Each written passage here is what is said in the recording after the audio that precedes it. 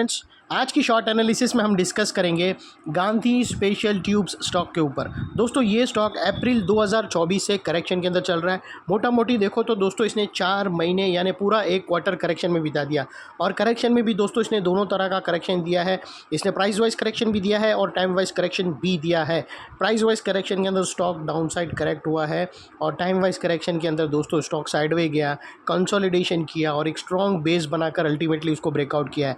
और फिलहाल ये स्टॉक को देखो तो दोस्तों मल्टीपल पॉजिटिव फैक्टर्स एक साथ ब्रेकआउट हुए। ये स्टॉक के अंदर दोस्तों एक strong downward sloping parallel channel थी जो एक रेजिस्टेंस का काम कर रही थी। अल्टीमेटली स्टॉक ने उसको ब्रेकआउट किया है। यहाँ पर करेक्शन कंप्लीट के कंफर्मेशन मिले हैं, पॉजिटिव हिडन डाइवर्शन मिला है और एक बहुत बड़ी रिवर्सल चार्ट पैटर्न मिली है जिसके तहत ये स्टॉक अपसाइड में 28 से 30% रनअप दे सकता है। लेकिन दोस्तों इसमें कोई भी हमारी बाय सेल होल्ड रिकमेंडेशन नहीं है, ये प्योरली एजुकेशन पर्पस से आप लोगों से शेयर कर रहे हैं। और फ्रेंड्स, इंडेक्स टॉप फॉर्मेशन के अंदर है तो पोजीशन थोड़ी हल्की रखना। और दोस्तों अगर आप देखो तो ये वो टॉप एरिया था जहाँ से करेक्शन का आगाज़ हुआ था और यहाँ से कुछ ऐसी downward sloping parallel channel stock के अंदर बनी और जब तक स्टॉक ये डाउनवर्ड स्लोपिंग पैरेलल चैनल में रहा, स्टॉक प्राइस वाइज करेक्शन होता गया और इसके अंदर back to back lower lows hit होते गए। दोस्तों अगर आप देखो तो पहला लोअर लोज यहाँ हीट हुआ, सेकेंड लोअर लोज यहाँ पर हीट हुआ, थर्ड लोअर लोज यहाँ हीट हुआ और फोर्थ लोअर लोज यहाँ हीट हुआ। और जैसे ही दोस्तों ये downward sloping parallel channel upside में ब्रेकआउट हुई, इसने मल्टीपल हायर हाइज को एक साथ ब्रेक करके उसके above high volume sustain closing देकर कंफर्म कर दिया करेक्शन इज़ कंप्लीटेड। यहाँ पर दो बड़ी चीज़ एक साथ हमें मिली दोस्तों। पहला तो इसने डाउनवर्ड स्लोपिंग पैरेलल चैनल को अपसाइड में ब्रेक किया जिसके वजह से ये जो स्ट्रेट डाउन साइड फॉल आ रहा था वो अल्टीमेटली रुक गया। और सेकेंडली दोस्तों इसके अंदर जो back to back lower lows hit होने की चेन लग रही थी वो स्टॉप होकर उसके अगेंस्ट में इसने हायर हाइज लगा दिया, जो हमें कंफर्म करता है कि स्टॉक के अंदर करेक्शन कंप्लीटेड। यहाँ पर बॉटम लग गई। अनलेस एंड अनटिल कोई नया लोअर लोज हीट ना हो जाए या फिर पुराने लोअर लोज के नीचे क्लोजिंग ना दे दे, तब तक हम मानकर चलेंगे बॉटम लग गई है।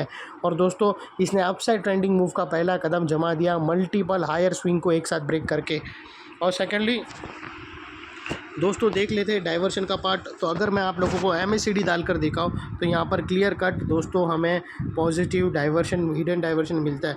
दोस्तों अगर आप यहाँ से प्राइस एक्शन के लोअर लो स्विंग देखो ना तो वो अपसाइड में टिल्ट हुए हैं और वहाँ से अगर आप MACD के ऑसिलेशन देखो तो वो एक ही एरिया पे फ्लैट है और यहाँ से ब्रेकआउट हुआ है जो एक अपसाइड मोमेंटम पंप करेगा स्टॉक के अंदर। और देख लेते हैं चार्ट पैटर्न का। तो दोस्तों अगर मैं आप लोगों को दिखाऊँ तो यहाँ पर हमें एक बेहतरीन रिवर्सल चार्ट पैटर्न मिली है दोस्तों, और वो है ट्रायंगुलर चार्ट पैटर्न। दोस्तों अगर आप यहाँ से विटनेस करो तो हमें एक बेहतरीन ट्रायंगुलर चार्ट पैटर्न ब्रेकआउट होते हुए मिली है जिसकी नेकलाइन समवेयर अराउंड 845 के आसपास आती है।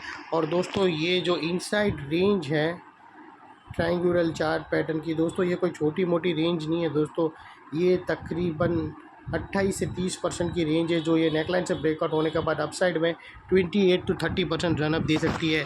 और वो लिहाज से दोस्तों स्टॉक का जो अगला टारगेट निकल कर आता है वो तकरीबन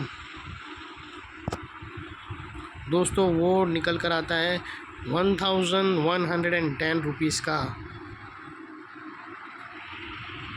जो दोस्तों काफ़ी अपसाइड पर है। 1100 का पहला टारगेट है और 1110 का स्टॉक का दूसरा टारगेट है।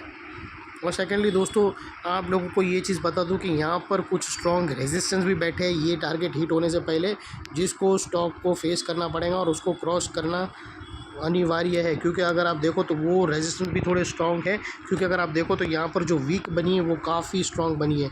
तो वो लिहाज से दोस्तों पॉसिबल है कि स्टॉक ये जो रेजिस्टेंस है यहाँ पर, अगर ये पूरा रेजिस्टेंस जोन है 870 से लेकर 930 तक, ये 930 और ये 870 नीचे, ये पूरा रेजिस्टेंस का एरिया और यहाँ पर स्टॉक एंटर होके सेलिंग प्रेशर में फेस हो सकता है और यहाँ पर रेंज भी बना सकता है और रेंज को डाउन साइड पे भी ब्रेक कर सकता है और अप साइड में भी ब्रेक कर सकता है। डाउन साइड में अगर अप साइड में ब्रेक कर दिया उसके बाद डाउन साइड तुम्हारा स्टॉप लॉस होना चाहिए। और दोस्तों आप लोगों को बता दूं कि अगर आप लोगों को स्टॉप लॉस रखना हो तो यहाँ पर मल्टीपल ऑप्शन अवेलेबल है। आप ब्रेकआउट कैंडल के लो के नीचे क्लोजिंग बेसिस पे अपने एडवाइज़र को पूछकर रख सकते हो, ATR की हेल्प ले सकते हो और यहाँ पर एक लोअर स्विंग है वो भी रख सकते हो क्लोजिंग बेसिस पे। और दोस्तों वो लिहाज से अगर आप रिस्क टू रिवॉर्ड रेशो देखो तो आपका रिस्क का एरिया इतना ही रहेगा फ्रेंड्स, और रिवॉर्ड का एरिया दोस्तों इतना बड़ा है।